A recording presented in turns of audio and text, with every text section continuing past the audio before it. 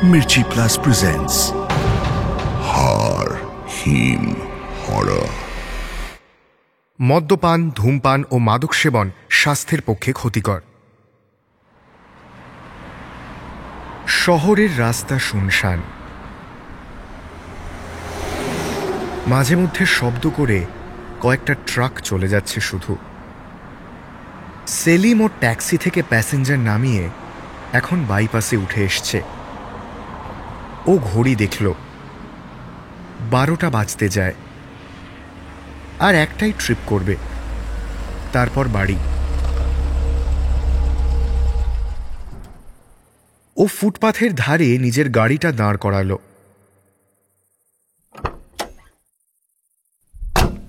তারপর রাস্তায় নেমে একটা সিগারেট ধরালো। আজ মন মেজাজ বেশ ফুরফুরেই আছে সেলিমের। ভালো ব্যবসা হয়েছে।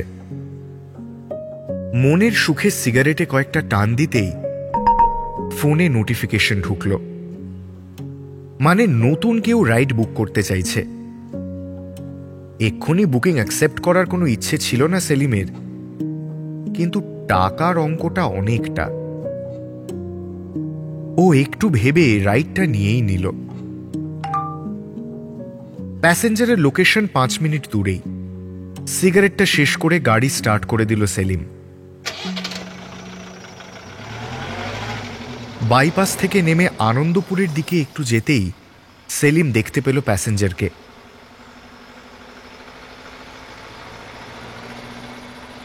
এখন ফেব্রুয়ারির শেষ, শীত প্রায় নেই বললেই চলে, কিন্তু তবু লোকটা একটা লং কোট আর মাথায় কালো উলের টুপি পরে আছে। তার সামনে গিয়ে দাঁড়িয়েও লোকটার মুখটা ভালো করে দেখতে পেল না সেলিম। লোকটা একটাও কথা না বলে পেছনের সিটে উঠে বসল। সেলিম বলল, পিনটা বলবেন? লোকটা গম্ভীর গলায় 4টে নাম্বার বলল শুধু, 4136। সেলিম আর ঘাঁটালো না। ও ম্যাপে লোকেশন দেখে গাড়ি চালাতে শুরু করল। রাস্তা অনেকটাই, ডানলপ পৌঁছে আরো খানিকটা ভেতরে, কিন্তু ম্যাপে জায়গাটার কোনো নাম দেখাচ্ছে না। আশেপাশে বাড়িঘর আছে বলেও ঠাহর হয় না। সেলিমের মনের মধ্যে সন্দেহ উঁকি মারতে শুরু করে, কিন্তু ও সেসবে বিশেষ পাত্তা দেয় না। আজ 8-9 বছর হয়ে গেল ও কলকাতার রাস্তায় গাড়ি চালাচ্ছে।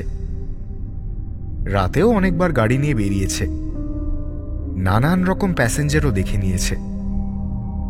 ভয়টয় ওর এখন লাগে না।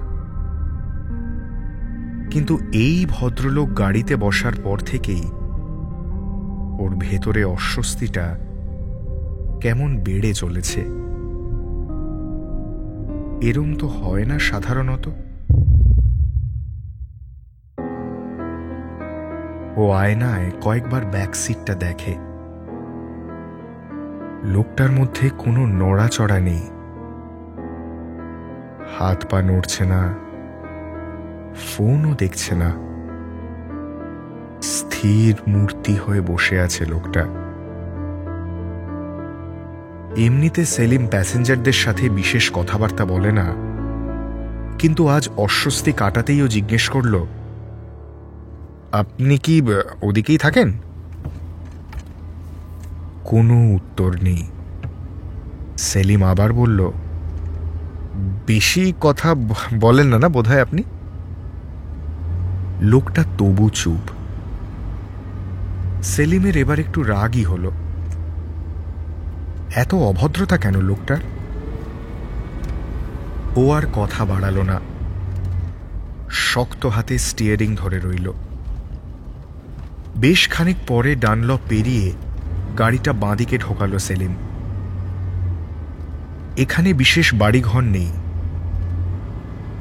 গাড়ি যত যাচ্ছে ততই আরো কমে আসছে বাড়ির সংখ্যা। আর সেলিমের অস্বস্তিটা এবার বদলে গেছে ভয়। একটা অজানা আশঙ্কা ওকে পেয়ে বসছে যেন। কোনো মতে হাত স্টেডি করে স্টিয়ারিং ধরে থাকে সেলিম। লোকেশন এসে গেছে, কিন্তু আশেপাশে মাঠ ছাড়া তো কিছুই নেই। ঠিক এখানে না হলেও এই এলাকায় আগে এসেছে সেলিম। এরকম ধুধু মাঠ ছিল বলে তো মনে পড়ে না। সেলিম কাঁপা গলায় জিজ্ঞেস করে, এখানেই নামবেন তো? কোনো উত্তর নেই। সেলিম আয়নায় দেখে আর তৎক্ষণাৎ চমকে ঘাড় ফেরায়। পেছনের সিটে তো কেউ নেই। ও নিজের ফোনটা হাতে নেয়। সেখানে আরো চমক অপেক্ষা করছে। এই ট্রিপটার কোনো ডিটেলসই ফোনে দেখাচ্ছে না।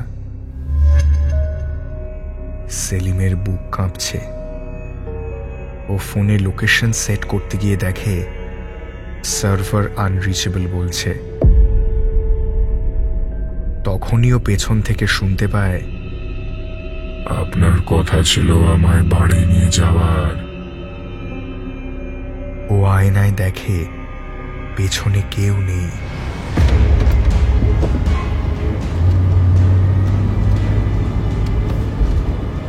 সেলিম আর কিছুই ভাবতে পারে না।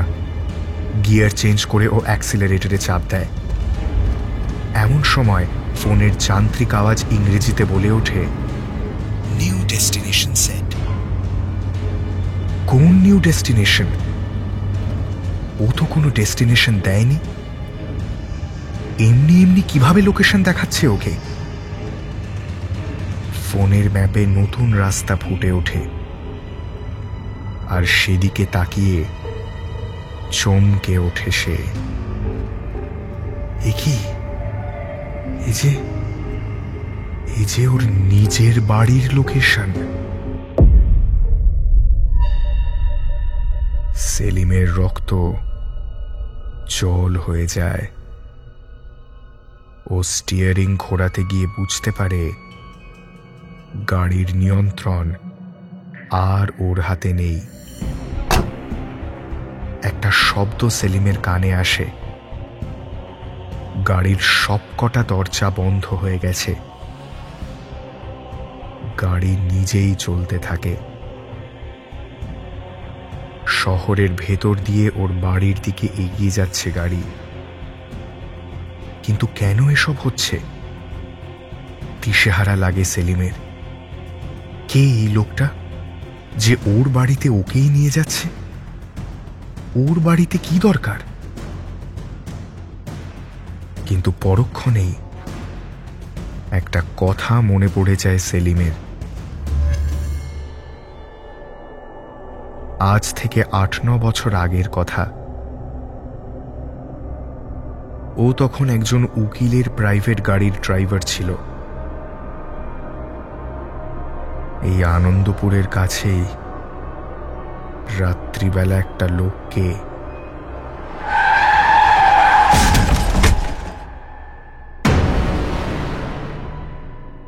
সেই রাতটা মনে পড়তেই শিউরে ওঠে ও। ফুটপাথে শুয়েছিল লোকটা। সে বেঁচে ছিল না মরে গেছিল সঠিক জানে না সেলিম। ও গাড়ি নিয়ে পালিয়েছিল। উকিল ভদ্রলোকের কৃপায় জেলে যেতে হয়নি সেলিমকে, কিন্তু ড্রাইভারের চাকরিটা যায়। তারপর সেই উকিলবাবুই ওকে ট্যাক্সি চালানোর লাইসেন্স করে দিতে সাহায্য করেন। সেলিম বিস্ফারিত চোখে ম্যাপের দিকে তাকায়। ওর বাড়ি প্রায় চলেই এসেছে। এই লোকটা তবে কি